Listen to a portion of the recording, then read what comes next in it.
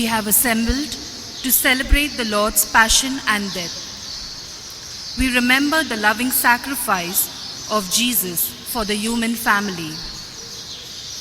How should we meditate on the passion of Jesus? We could, on the one hand, mourn and weep for him. On the other hand, contemplate on how much Jesus cared and loved us to endure all this suffering. Jesus is living his passion as he shares the pain we suffer. Today, Christ continues to suffer with his poor, the downtrodden, the sick, and the forgotten. What does the crucified Jesus want of us today? Jesus, undergoing his passion even today, wants us to have hope.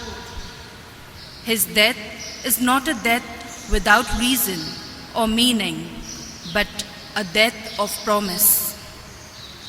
His suffering has taught us to struggle and follow the way of the cross. The cross for us is not an instrument of torture, but the tree of light and life, a sign of our redemption. Today's celebration has three parts. First, the liturgy of the word. Second, the veneration of the cross. And the third, Holy Communion. We shall now rise as the celebrant and ministers enter in solemn silence. As they reach the altar, they prostrate themselves and pray in silence. Let us also join them in prayer in silence.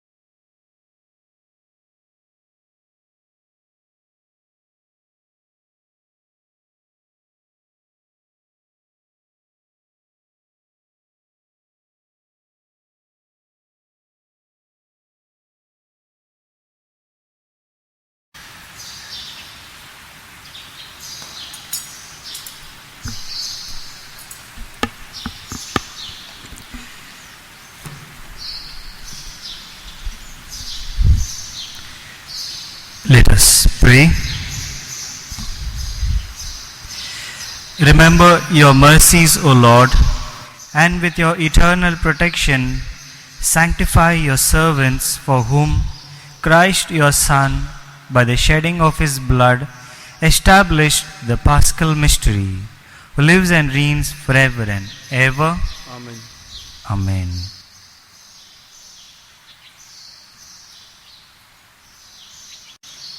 We now begin the first part of today's liturgy, that is the service of the word. In the first reading, Prophet Isaiah prophesies the suffering and triumph of the servant of God, The second reading tells us that through his sufferings, Jesus learned to obey the will of God and thus became the cause of our salvation. The Passion narrative from the Gospel of John proclaims the details of the passion and death of Jesus. Let us remember what Jesus did for us when he died on the cross and make a decision to share this truth with others. A reading from the prophet Isaiah. Behold, my servant shall act wisely. He shall be high and lifted up, and shall be exalted.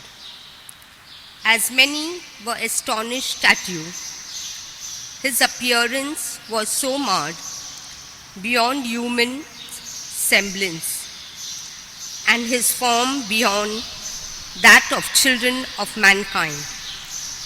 So shall he sprinkle many nations. Kings shall shut their mouths because of him. For that which has not been told them they see, and that which they have not heard they understand. Who has believed what he has heard from us, and to whom has the arm of the Lord been revealed? For he grew up before him like a young plant, and like a root out of dry ground. He had no form or majesty that he should look at him, and no beauty that we should desire him. He was despised and rejected by men, a man of sorrows and acquainted with grief, and as one from whom men hide their faces. He was despised, and we esteemed him not. Surely he has borne our griefs and carried our sorrows. Yet we esteemed him stricken, smitten by God, and afflicted. But he was pierced for our transgressions. He was crushed for our iniquities. Upon him was the chastisement that brought us peace, and with his wounds we are healed. All we like sheep have gone astray. We have turned everyone to his own way. And the Lord has laid on him the iniquity of us all. He was oppressed and he was afflicted, yet he opened not his mouth. Like a lamb that is led to the slaughter, and like a sheep that before its shearers is silent, so he opened not his mouth. By oppression and judgment he was taken away. And as for his generation, who considered that he was cut out of the land of the living, stricken from the transgressions of my people, and they made his grave with the wicked and with a rich man in his death. Although he had done no violence, and there was no deceit in his mouth, yet it was the will of the Lord to crush him. He has put him to grief. When his soul makes an offering for guilt, he shall see his offspring. He shall prolong his days. The will of the Lord shall prosper in his hand. Out of the anguish of his soul he shall see and be satisfied. By his knowledge shall the righteous one, my servant, make many to be accounted righteous, and he shall bear their iniquities.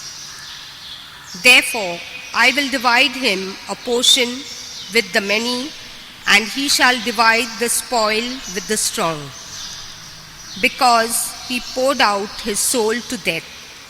and was numbered with the transgressors, yet he bore the sins of many and makes intercessions for the transgressors. The word of the Lord. Thanks be to God.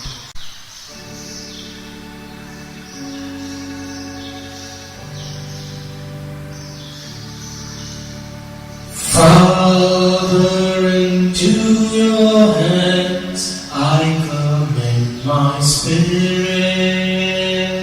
All together. Father, into your hands I commend my spirit. You, O Lord, I take refuge. Let me never be put to shame. In your justice set me free. Into your hands I commend my spirit. You will redeem me, O Lord, O faithful God. Father, into your hands I commend my spirit. Because of all my foes, I have become a reproach, an object of scorn to my neighbors, and of fear to my friends. Those who see me in the street flee from me. I am forgotten like someone dead, and become like a broken vessel.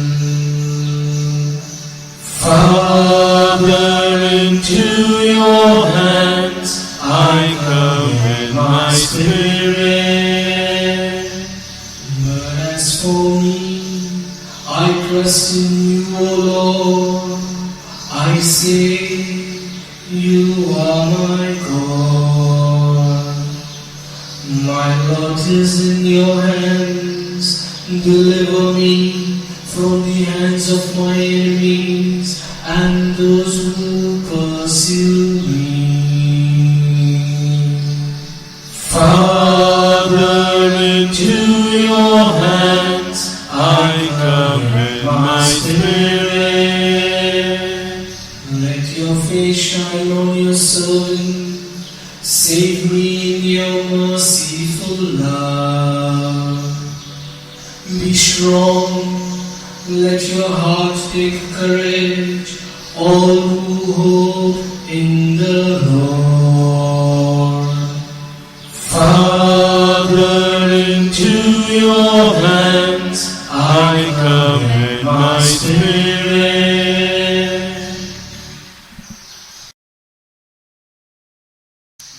Second reading, a reading from the letter to the Hebrews. Brethren, since we have a great high priest who has passed through the heavens, Jesus, the Son of God, let us hold fast our confession.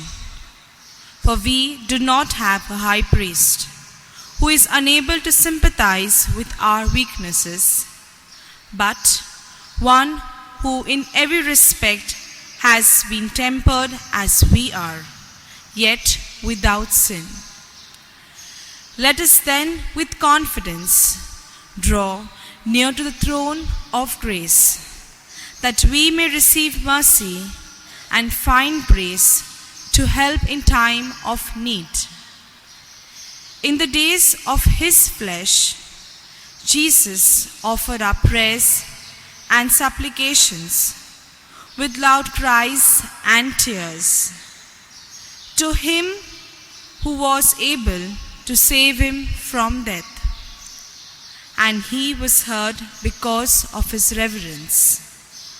Although he was a son, he learned obedience through what he suffered, and he made perfect.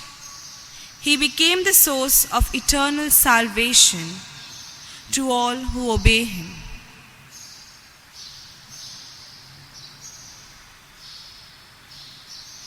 The word of the Lord. Thanks be to God. Kindly rise. Glory and praise to you, O All together. Glory and praise to you, O Christ. Christ became obedient to the point of death, even death on a cross. Therefore, God has highly exalted him and bestowed on him the name which is above every name. Glory and praise to you, O Christ.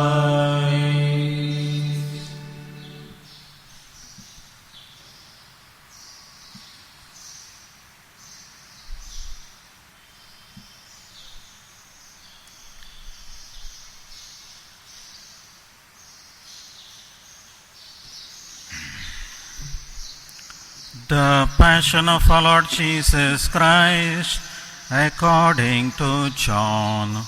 Jesus went forth with his disciples across the Kidron Valley, where there was a garden, which he and his disciples entered.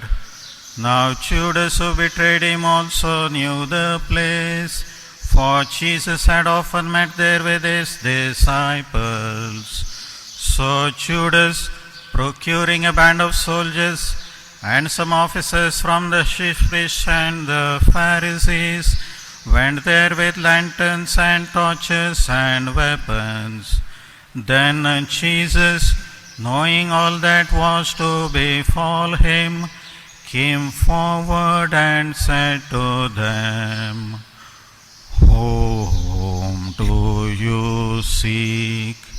They answered him, Jesus of Nazareth. Jesus said to them, "I am he." Judas, who betrayed him, was standing with them.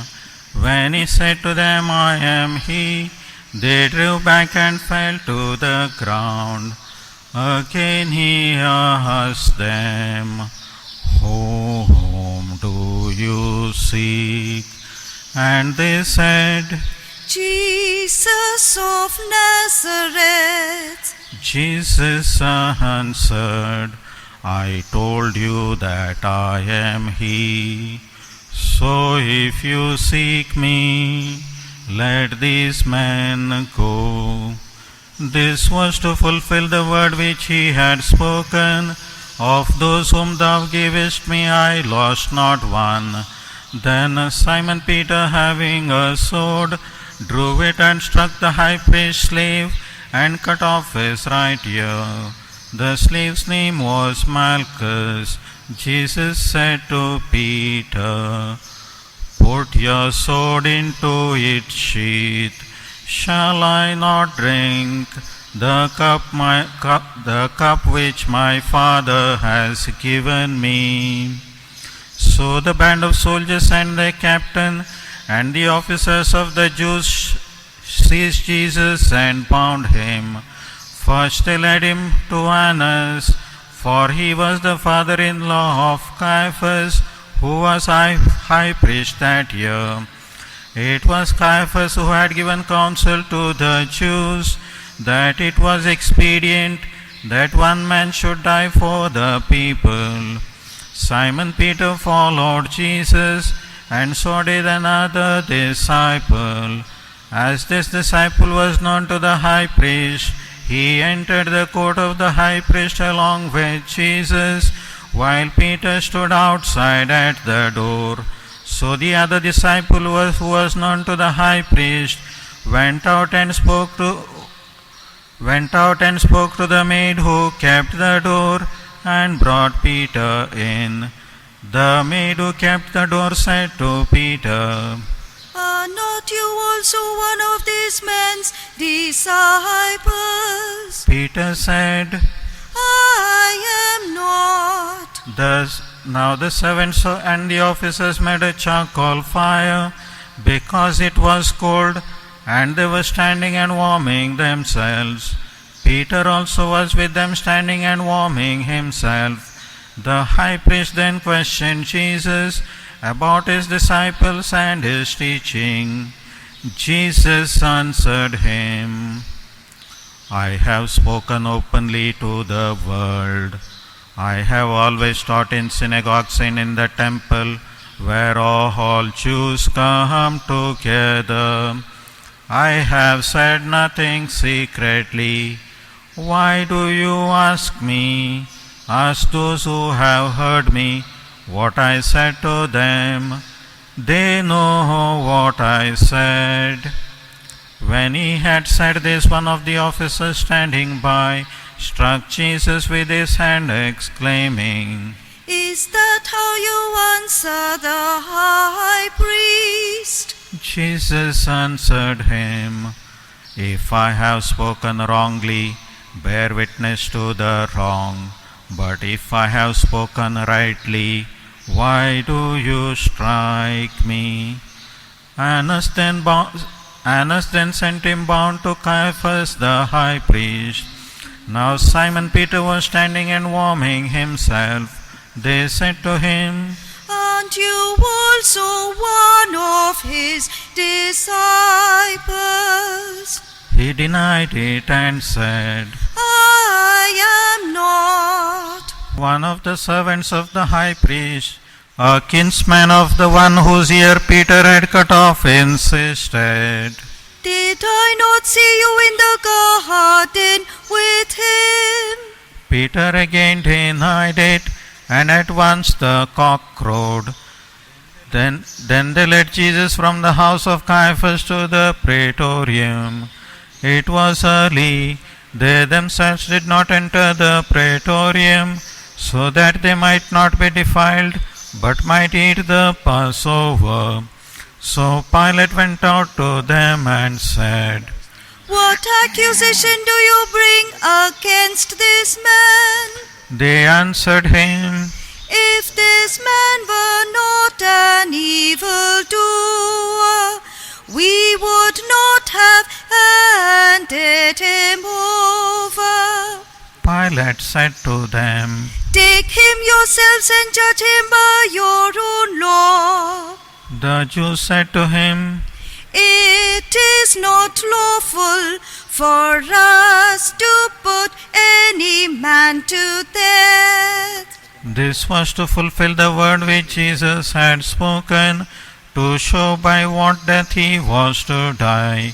Pilate entered the praetorium again and called Jesus and said to him, Are you the king of the Jews? Jesus answered, Do you say this of your own accord, or did others say it to you about me? Pilate answered, Am I a Jew? Your own nation and the chief priests have handed you over to me. What have you done? Jesus answered, My kingship is not of this world. If my kingship were of this world, my servants would fight, that I might not be handed over to the Jews. But my kingship is not from the world. Pilate said to him, So you are a king? Jesus answered, You say that I am a king. For this I was born, and for this I have come into the world, to bear witness to the truth. Everyone who is of the truth hears my voice. Pilate said to him, What is truth? After he had said this, he went out to the Jews again and told them, I find no crime in him, but you have a custom that I should release someone for you at the Passover. Will you have me release for you the King of the Jews? They cried out again, Not this man, but Barabbas. Now Barabbas was a robber. Then Pilate took Jesus and scourged him. And the soldiers plaited a crown of thorns and put it on his head and arrayed him in a purple robe. They came up to him saying, Hail, King of the Jews! Hail, King of the Jews! And they struck him with their hands. Pilate went out again and said to them, See, I am bringing him out to you, that you may know that I find no crime in him. So Jesus came out wearing the crown of thorns and the purple robe. Pilate said to them, Here is the man. When the chief priests and the officers saw him, they cried out, Crucify him! Crucify him! Pilate said to them, Take him yourselves and crucify him, for I find no crime in him. The Jews answered him, We have a law, and by that law he ought to die, because he has made himself the Son of God. When Pilate heard these words, he was the more afraid. He entered the praetorium again and asked Jesus, Where are you from? But Jesus gave no answer. Pilate therefore said to him, You will not speak to me. Do you not know that I have power to release you and power to crucify you? Jesus answered him, You would have no power over me unless it had been given from above. Therefore he who delivered me to you has the greatest sin. Upon this Pilate sought to release him, but the Jews kept shouting, If you release this man, you are not Caesar's friend. Everyone who makes himself a king sets himself against Caesar. When Pilate heard these words, he brought Jesus out and sat down on the judgment seat at a place called the Pavement, and in Hebrew Gabbatha. Now it was the day of preparation of the Passover. It was about the 6th hour. He said to the Jews, Behold your king. They cried out, Away with him! Away with him! Crucify him! Crucify him! Pilate said to them, Shall I crucify your king? The chief priests answered, We have no king but Caesar. Then he handed him over to them to be crucified. So they took Jesus, and he went out bearing his own cross to the place called the place of a skull, which is in Hebrew Golgotha. There they crucified him, and with him 2 others, one on either side, and Jesus between them. Pilate also wrote a title and put it on the cross. It read, Jesus of Nazareth, the King of the Jews. Many of the Jews read this title, for the place where Jesus was crucified was near the city, and it was written in Hebrew, in Latin, and in Greek. The chief priest of the Jews then said to Pilate, Do not write the King of the Jews, but this man said, I am King of the Jews. Pilate answered, What I have written, I have written. When the soldiers had crucified, they took his garments and made 4 parts, one for each soldier, and also his tunic. But the tunic was without seam, woven from top to bottom. So they said to one another, Let us not tear it, but let us cast lots for it to see whose it shall be. This was to fulfill the scripture. They parted my garments among them, and for my clothing they cast lots. So the soldiers did this. But standing by the cross of Jesus were his mother, and his mother's sister Mary, the wife of Clopas, and Mary Magdalene.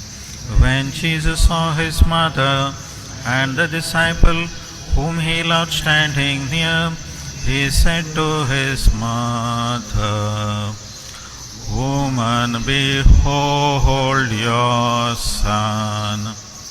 Then he said to the disciple, Behold your mother.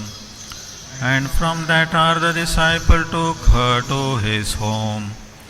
After this, Jesus, knowing that all was now finished, said to fulfill the scripture, I thirst.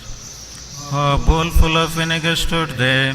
So they put a sponge full of vinegar on hyssop and held it to his mouth.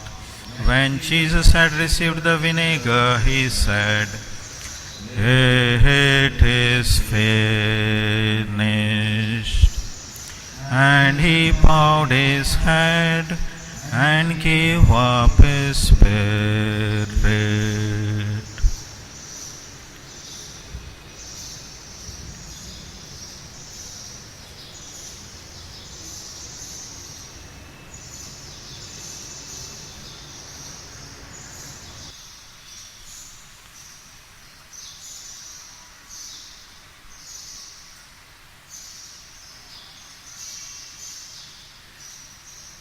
Since it was the day of preparation, in order to prevent the bodies from remaining on the cross on the Sabbath, for the Sabbath was a high day, the Jews asked Pilate that their legs might be broken and that they might be taken away.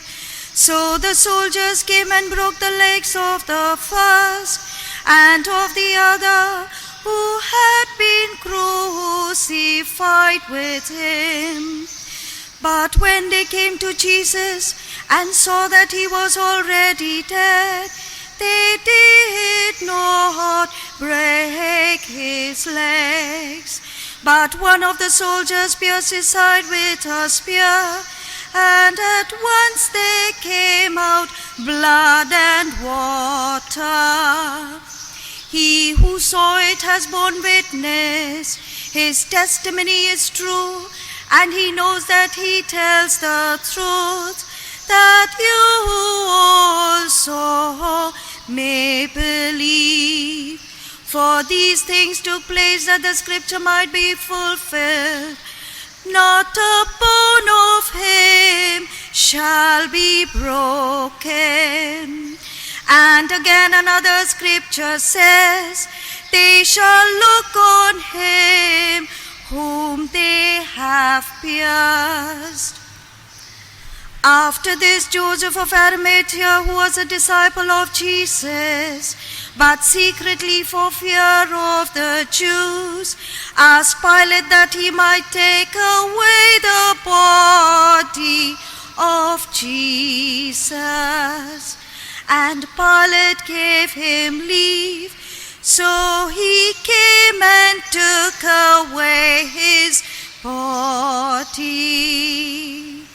Nicodemus also, who had at first come to him by night, came bringing a mixture of myrrh and aloes, about 100 pounds weight. They took the body of Jesus and bound it in linen cloths with the spices, according to the Jewish burial custom. Now in the place where he was crucified there was a garden, and in the garden a new tomb, when no one had ever been laid. So because of the Jewish day of preparation, as the tomb was close at hand, there they laid Jesus.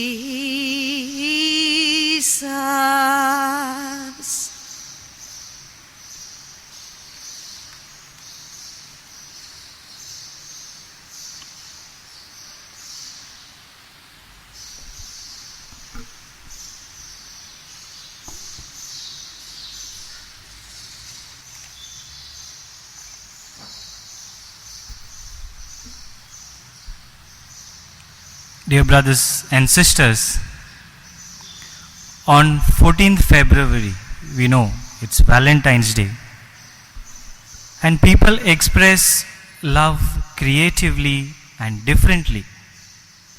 They try to make it very special for their loved ones and use various things to express their love for their loved ones. A simple rose to a very costly thing. People use different things to show their love they have for their beloved. Apart from that, we also express our love to our loved ones in various ways, and we use different ways and things. What did you use recently to express your love towards your child, towards your parents, towards your siblings, friends, or your fiancé? What did you do recently to express your love? Recently when I went home to meet my little niece and nephew, I remembered buying few toys and dress for them, thinking that they will like it. Dear brothers and sisters, we know how to express our love through our words and actions. Some of us prefer words and some of us prefer actions, and we carry on that. And on Good Friday, we reflect on the love expressed by our Lord towards all of us, love expressed by the Holy Trinity towards humanity. It is a love relationship where gifts are exchanged. We gave him our sins. He gives us everlasting life. We gave him the power to die, and he gives us the power to live everlasting life. He accepts our gifts gladly, happily, and gives us a return gift of everlasting life, expecting that we would receive it happily. He loved us when we were sinners. Imagine how much more he would love us if we only live a righteous life. You are his beloved. I am his beloved. And he had given you and me this personal gift, and we reflect over this expression of love on Good Friday. He brings his gift with open arms and dies on the cross, as we heard in the singing of the Passion. How are we planning to acknowledge his gift? What is your plan? Just say a thank you. Thank you, Jesus, that you died for me. Is that all? What more? What more can I do? How more can I express my acknowledgement of his gift? Let us pause for a while and ask ourselves, how am I going to express my acknowledgement towards this gift that God has given?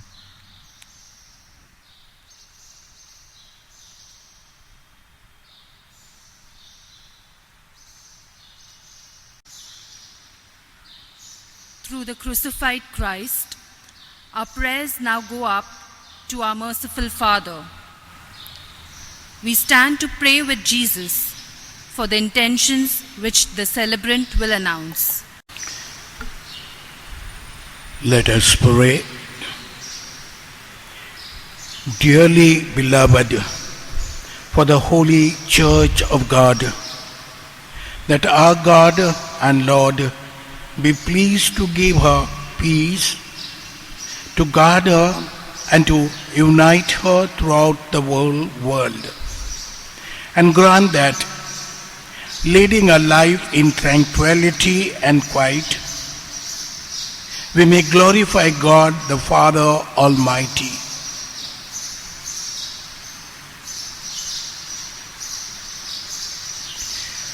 Almighty ever-living God, who in Christ revealed your glory to all nations, watch over the works of your mercy, that your church spread throughout all the world may persevere with steadfast faith in confessing your name through Christ our Lord. Amen. Amen. Let us pray also for our most holy Father, Pope Francis, that our God and Lord, who chose him for the order of bishops, may keep him safe and unharmed for the Lord's holy church to govern the holy people of God.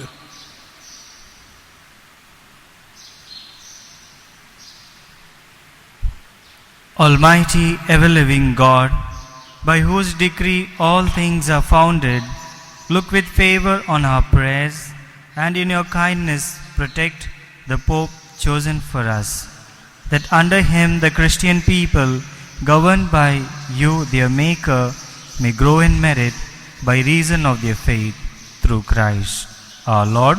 Amen. Let us pray also for our bishop, for the Oswald Graces, for all bishops, priests and deacons of the church, and for the whole of the faithful people.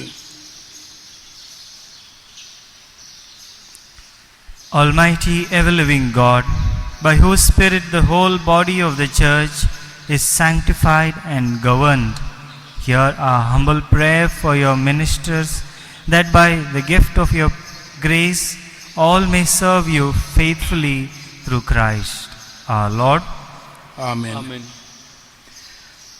Let us pray also for our catechumens, that our God and Lord may open wide the ears of their inmost hearts and unlock the gates of His mercy, that having received forgiveness of all their sins through the waters of rebirth, they too may be one with Christ Jesus our Lord.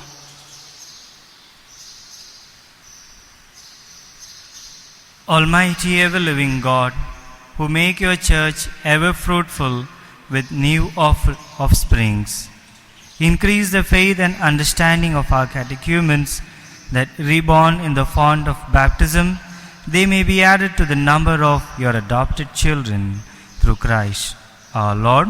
Amen. Amen.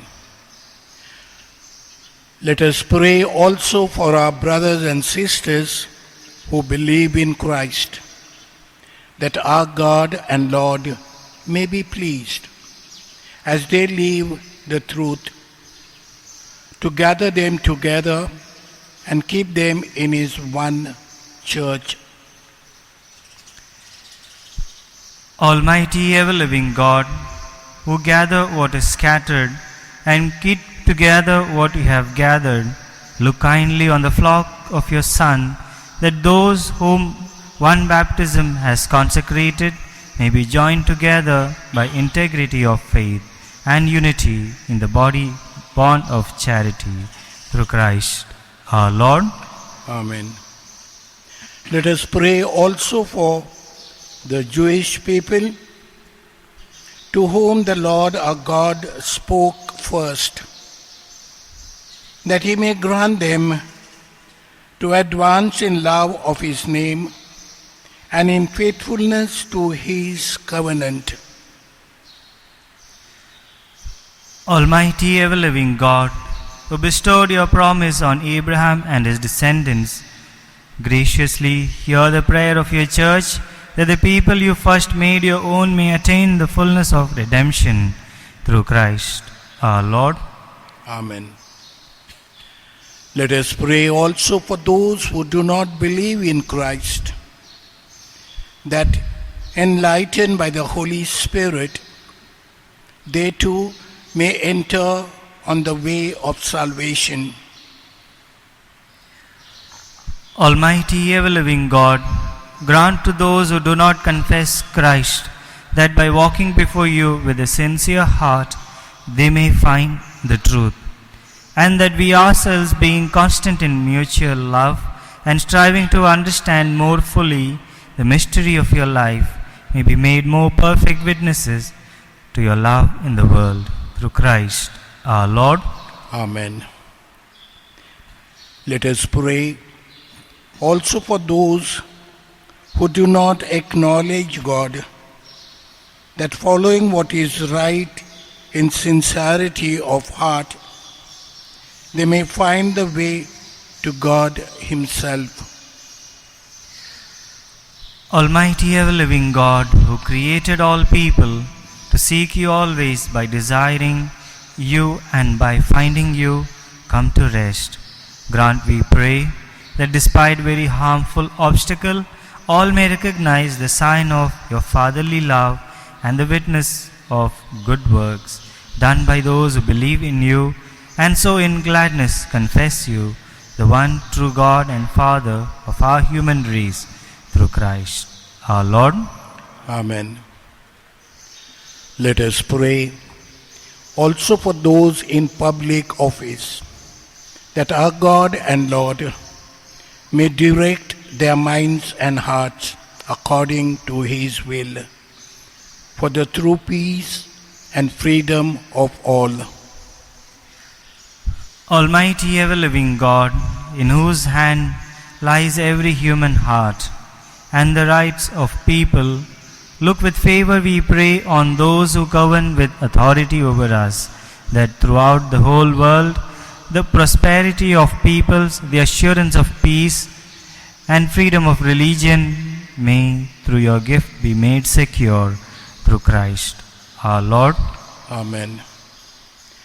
Let us pray.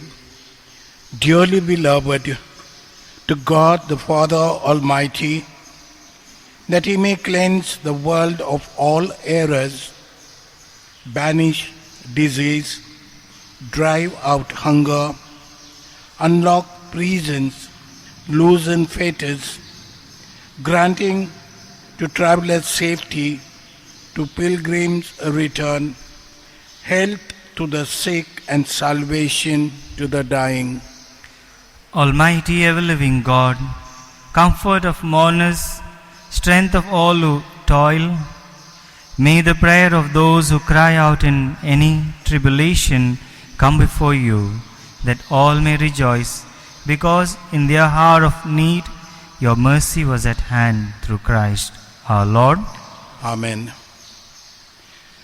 Let us pray also for all those who suffer the consequences of the current pandemic, that God the Father may grant health to the sick, strength to those who care for them, comfort to families, and salvation to all the victims who have died. Almighty ever-living God, only support of our human weakness, look with compassion upon the sorrowful condition of your children who suffer because of this pandemic. Relieve the pain of the sick, give strength to those who care for them. Welcome into your peace those who have died, and throughout this time of tribulation, grant that we may all find comfort in your merciful love through Christ our Lord. Amen.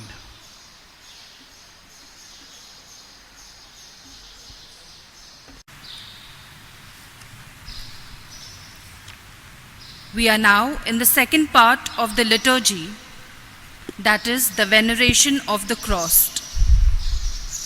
The priest will now bring to the altar the cross, which forever reminds us that Christ loved us even unto death. As the cross is unveiled, the celebrant will intone 3 times the words, "Behold the wood of the cross, on which hung the salvation of the world." And we shall reply, "Come, let us adore." With love, we shall venerate his holy cross. May this act of veneration be a sign of our desire for forgiveness and for a true renewal of our lives.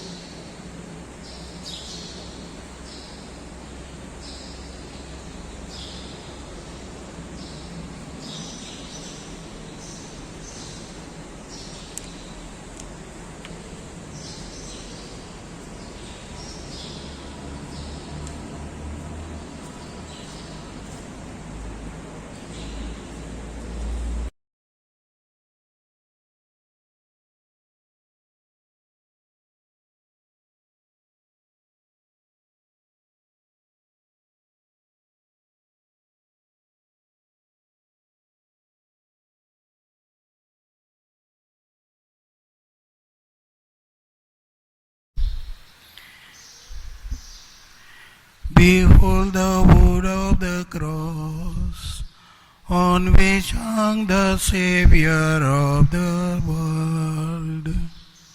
Come, let us adore him.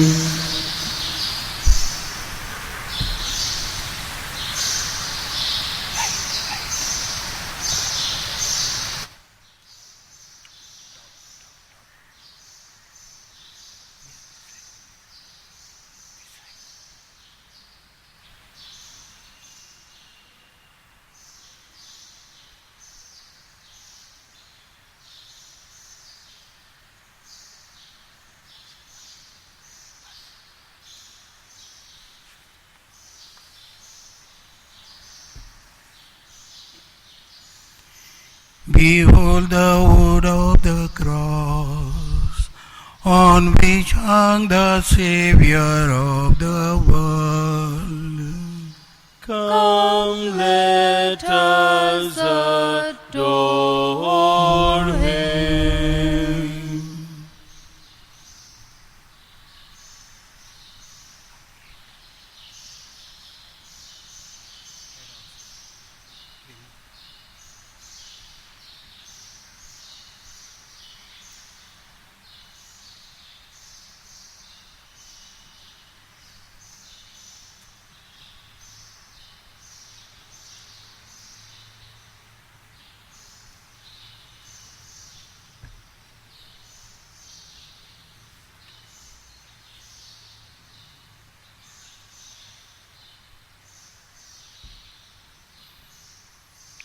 Behold the wood of the cross, on which hung the Savior of the world. Come, let us adore him.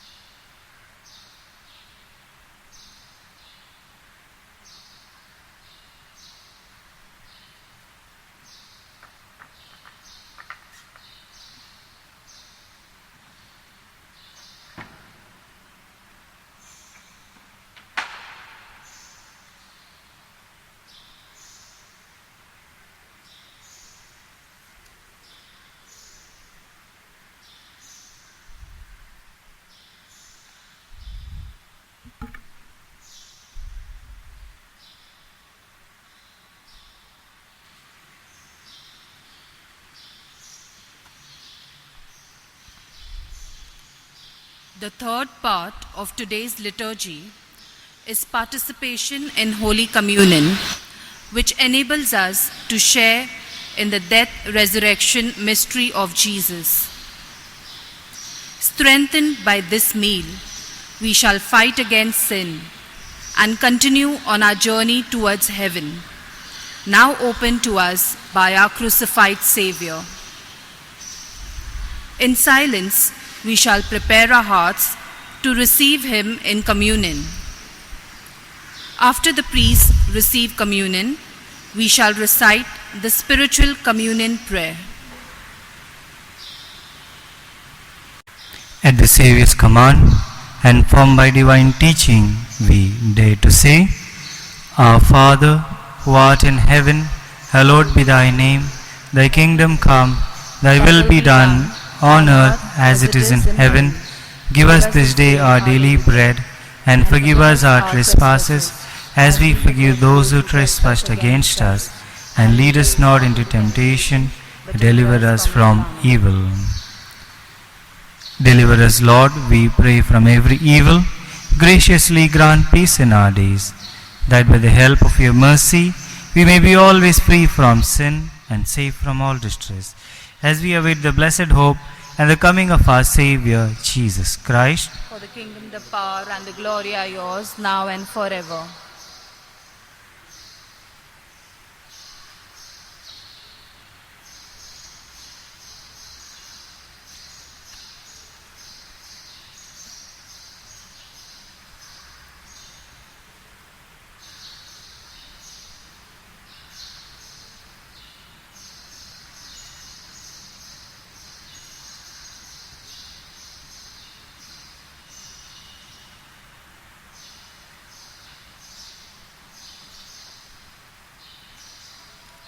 Behold the Lamb of God.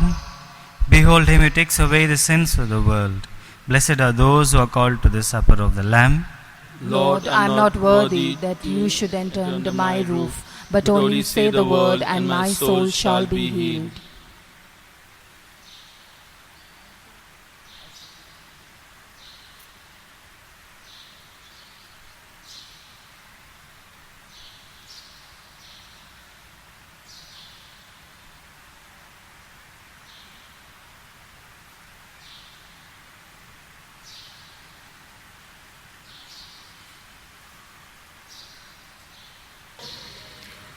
O Lord Jesus, since I cannot receive you in your sacramental presence, I beg you to come spiritually into my soul, to enrich me with your holy grace, and make me truly your own forever. O Jesus, living in Mary, come and live in me, in the spirit of your holiness, in the fullness of your power, in the communion of your mysteries, in the perfection of your ways. O divine guest, give to my soul a strong, lively faith, an unbounded trust, perfect humility, and abiding sorrow for my sins, a total abandonment to your divine will, and a perfect loving union with you in mind and heart. O sacrament most holy, O sacrament divine, all praise and all thanksgiving be every moment thine. Lord Jesus, thank you for the blessings and graces you have given me through the spiritual communion.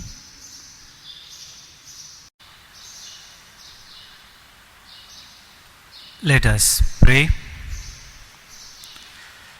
Almighty ever-living God, who have restored us to life by the blessed death and resurrection of your Christ, preserve in us the work of your mercy, that by partaking of this mystery we may have a life unceasingly devoted to you through Christ our Lord.